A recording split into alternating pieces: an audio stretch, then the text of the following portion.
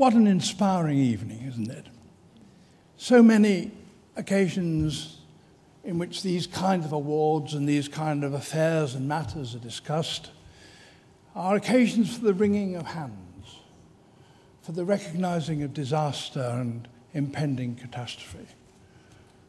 How encouraging and inspiring it is to be part of an occasion where it's success, where things are being improved, where just ingenuity has brought such advances. We've heard very properly about the huge material advances that simple things with ingenuity can make.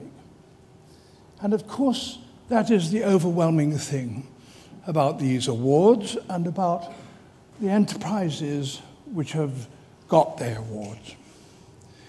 But I suspect that there is actually one unspoken strand, one unspoken element which underlies it all. I don't think it's been mentioned at all. And that is, there is a moral element in this. A moral element that says damaging nature for our own advantage is actually immoral. It's, if you live in Africa, maybe that's not, and particularly rural Africa, or indeed any non-industrialized world, you have to deal with practical problems first.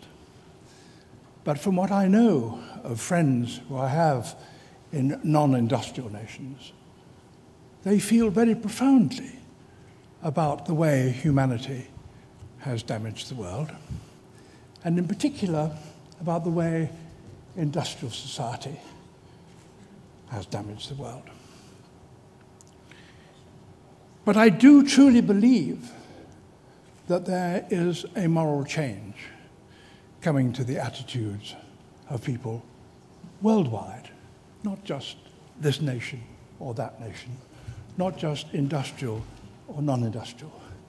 All of humanity is beginning to recognize that it is actually immoral to take and not give, to damage without care for the consequences.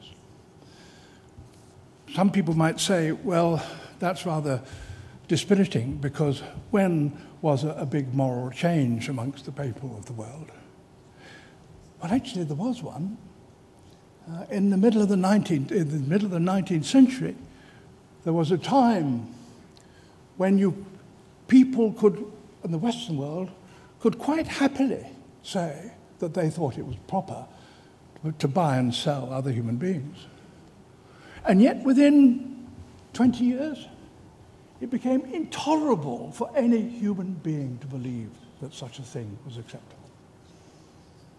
And I believe the time is coming when human beings in all parts of the world will see that this is a small and finite world, that we share it with all kinds of creatures, but that it is possible for us to live fulfilled and dignified lives, while at the same time inflicting the minimum damage on the planet which we all share.